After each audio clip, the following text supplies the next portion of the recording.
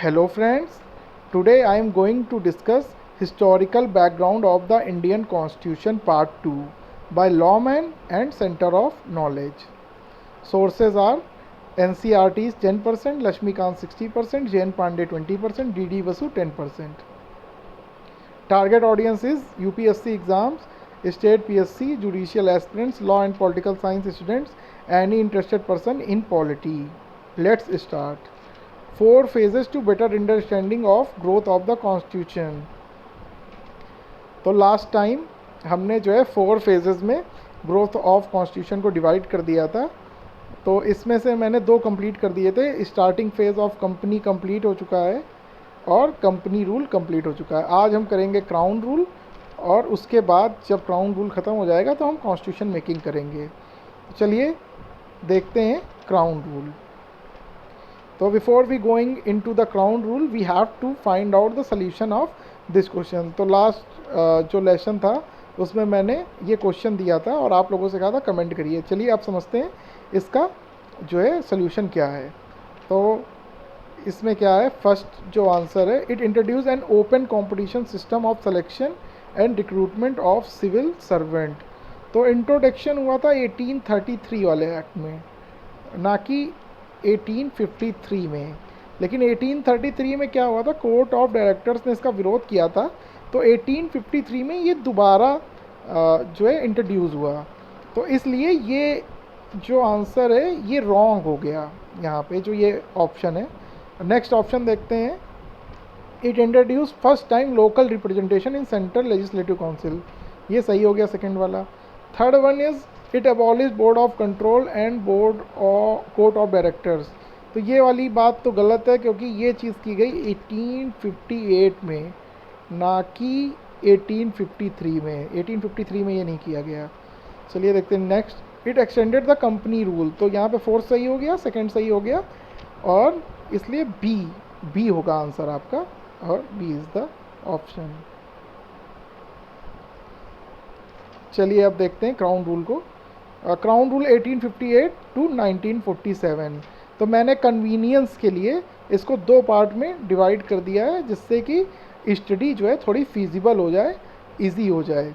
तो यहाँ पे फर्स्ट है end of company rule 1858 to 1909। Second है way to self government 1919 to 1947। तो जो क्राउन रूल है इसमें बहुत सारे एक्ट्स हैं, तो इसलिए मैंने इसको 2 पार्ट में डिवाइड कर दिया। और आज हम जो स्पेसिफिकली देखेंगे वो end of company rule 1858 to 1909 देखेंगे। तो चलिए चलते हैं आगे। तो पहला एक्ट था इसमें गवर्नमेंट ऑफ इंडिया एक्ट 1858। तो इसमें क्या हुआ, इसमें जो गवर्नर जनरल ऑफ इंडिया थे इनको वायसराय ऑफ इंडिया बना दिया गया। अब गवर्नर जनरल ऑफ इंडिया नहीं कहा जाएगा, वायसराय ऑफ इंडिया कहा जाएगा। Lord Canning first viceroy of India थे, सब जानते हैं, तो इसको ज़्यादा डिस्कस नहीं करते, आगे बढ़ते हैं। Indian system of double government, board of control, board of director. तो डबल गवर्नमेंट क्या था, board of control, court of director. Board of control थे पॉलिटिकल अफेयर्स देखते थे और जो कोर्ट ऑफ डायरेक्टर थे वो कमर्शियल अफेयर देखते थे। तो इसको ख़त्म कर दिया गया, ये जो प्रावधान था, जो ये प्रोविज़न था, इसको ख़त्म कर दिया गया। Created new office secretary of state for India. तो समझ लेते हैं secretary of state for India क्या है। मेंबर ऑफ ब्रिटिश कैबिनेट, ये जो है सदस्य होते थे ब्रिटिश कैबिनेट के। रिस्पॉन्सिबल फॉर ब्रिटिश पार्लियामेंट, और रिस्पॉन्सिबल होते थे। जब रिस्पॉन्सिबल वर्ड आता है तो उसी के साथ गुड गवर्नमेंट भी वर्ड यूज़ होता है। और 1858 के एक्ट को गुड गवर्नमेंट एक्ट भी बोलते हैं। तो जो पार्लियामेंट्री सिस्टम है ये एक तरीके से गुड गवर्नमेंट एक्ट भी है, क्योंकि जो एग्जीक्यूटिव होती है, जो गवर्नमेंट होती है, वो कहीं ना कहीं रिस्पॉन्सिबल होती है पार्लियामेंट को लेके, जबकि प्रेसिडेंशियल जो सिस्टम होता है उसमें नहीं होता। जब हम ये वाला टॉपिक करेंगे प्रेसिडेंशियल और पार्लियामेंट्री सिस्टम, तो वहाँ हम समझेंगे क्या डिफरेंस है, ठीक है। Complete authority and control over the Indian administration. तो इनके पास जो है कंप्लीट अथॉरिटी होती थी और ये जो है रिस्पॉन्सिबल होते थे ब्रिटिश पार्लियामेंट को। नेक्स्ट देते हैं 15 member council of India to assist the secretary of state advisory body. तो ये एडवाइजरी बॉडी होती थी 15 मेंबर काउंसिल ऑफ इंडिया, और असिस्ट करती थी सेक्रेटरी ऑफ स्टेट को। चेयरमैन भी सेक्रेटरी ऑफ स्टेट ही रहते थे इसके। बॉडी कॉर्पोरेट क्या होता है, can sue and to be sued. ये एक बॉडी कॉर्पोरेट बन गया था और जिसके ऊपर कोई केस कर सकता था और जो किसी पे केस कर सकती थी। बस ये सिंपल सा है इसमें, और इसमें कुछ नहीं है। चलिए चलते हैं, देखते हैं next act Indian council act 1861, तो इसमें क्या हुआ, वायसराय शुड नॉमिनेट सब Indians non official member and expanded his council. ठीक है, वो कुछ इंडियंस को as a non official member जो है नॉमिनेट कर सकते थे।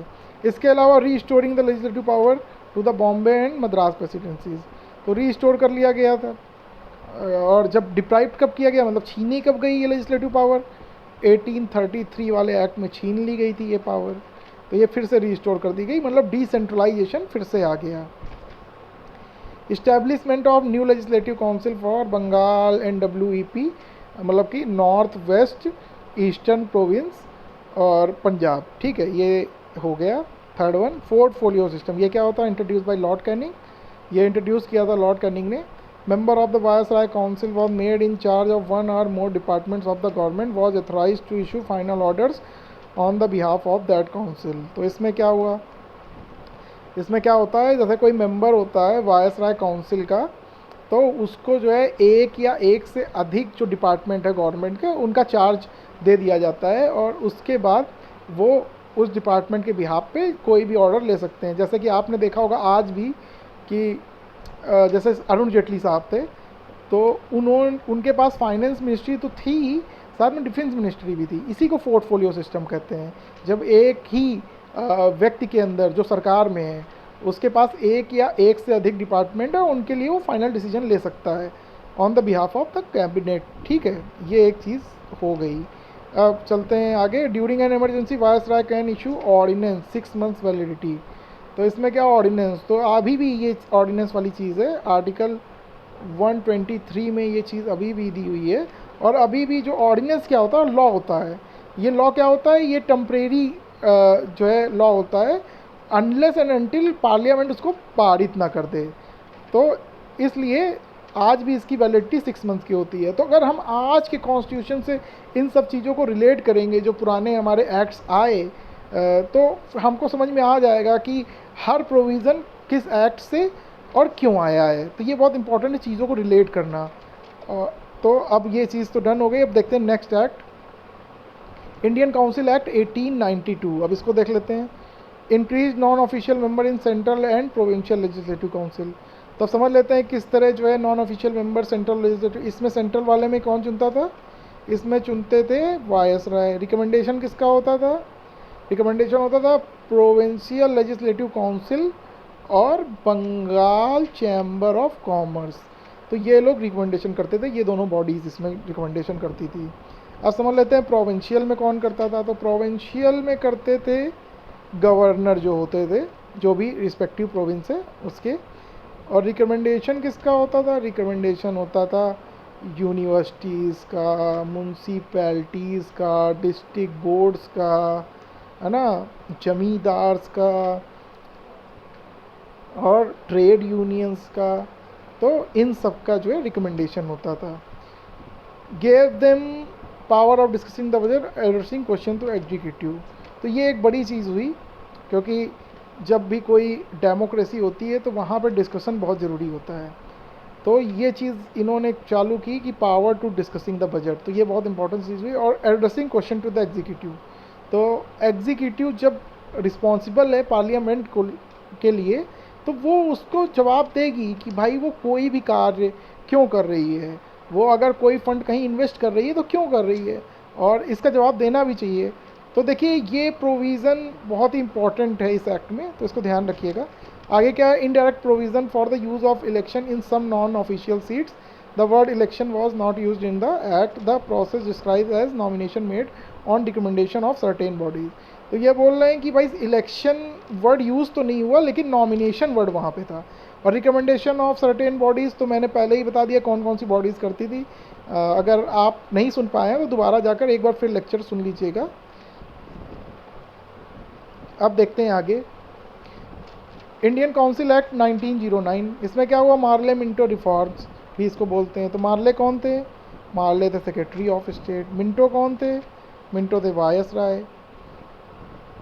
ठीक है। Increase member of central legislative council 16 to 60 कर दी गई, जो सेंट्रल लेजिस्लेटिव काउंसिल थी उसकी संख्या। प्रोविंस की भी बढ़ा दी गई, प्रोविंशियल जो लेजिस्लेटिव काउंसिल थी उसकी बढ़ा दी गई, लेकिन जो हर प्रोविंस था उसके साइज के हिसाब से, जो साइज ऑफ पॉपुलेशन है और एरिया है उसके हिसाब से वो करा गया। तो उसका एग्जैक्ट नंबर नहीं है, एग्जैक्ट डाटा हमारे पास नहीं है। कॉन्सेप्ट ऑफ सेपरेट इलेक्ट्रोड, तो इसमें क्या हुआ, जो मुस्लिम्स थे, मुस्लिम मेंबर्स, उनको मुस्लिम पॉपुलेशन ही वोट कर सकती थी। इससे क्या हुआ, ये कम्युनल जो एलिमेंट था, कम्युनल एलिमेंट था, इसमें अटैच हो गया। कम्युनल एलिमेंट क्या होता है, कम्युनल एलिमेंट होता है जो सांप्रदायिक तत्व होता है। सांप्रदायिक तत्व में क्या होता है कि भाई हम केवल अपनी जाति के लिए या अपने धर्म के बारे में ही सोचेंगे और बाकी एज अ होल कंट्री नहीं सोचेंगे। तो कहीं ना कहीं जो लॉर्ड मिंटो थे उन्होंने बहुत बड़ा गेम खेला, इसलिए उनको फादर ऑफ कम्युनलिज्म भी बोलते हैं। वो पिता थे ये जो सांप्रदायिक जो भाव है, और आप इंडिया में आज भी देख सकते हैं, आज से भी रिलेट कर सकते हैं। आज भी देखिए, पहले अंग्रेज ये काम कर रहे थे और आज जो नेता लोग हैं वो पॉलिटिक्स चमकाने के लिए मुस्लिम्स, हिंदूज, ये सारे काम करते हैं। तो हमें बहुत ही अवेयर होना पड़ेगा ये सब चीज़ें समझने के लिए, और हमें कॉन्स्टिट्यूशन को अच्छे से पढ़ना होगा, तो हमें चीज़ों की समझ बेहतर बनेगी। ठीक है, अब चलते हैं नेक्स्ट और लास्ट स्लाइड, जिसमें हमने जो भी आज मैंने चैप्टर किया है उससे एक क्वेश्चन भी ले लिया है, जिससे कि मुझे ये समझ में आया कि आपको टॉपिक कितना समझ में आया है। तो question is, government of India act of 1858 include, 1858 क्या इंक्लूड करता है, replacement of company rule by the crown rule, establishment of board of control over court of directors, affirmation of the system of open competition, separating the legislative and executive function of the Governor General, creation of a new office of the Secretary of State for India. Select the correct answer using the codes below. A 1, 3 and 4, B 1, 2 and 4, C 1 and 5, D 1, 3 and 5। तो आप इसको comment में बताइएगा और इसको हम next lecture में discuss करेंगे। अगर आपको मेरा लेक्चर समझ में आया है, अच्छा लगा है, तो please subscribe, like and share. Till then, bye. Jai Hind.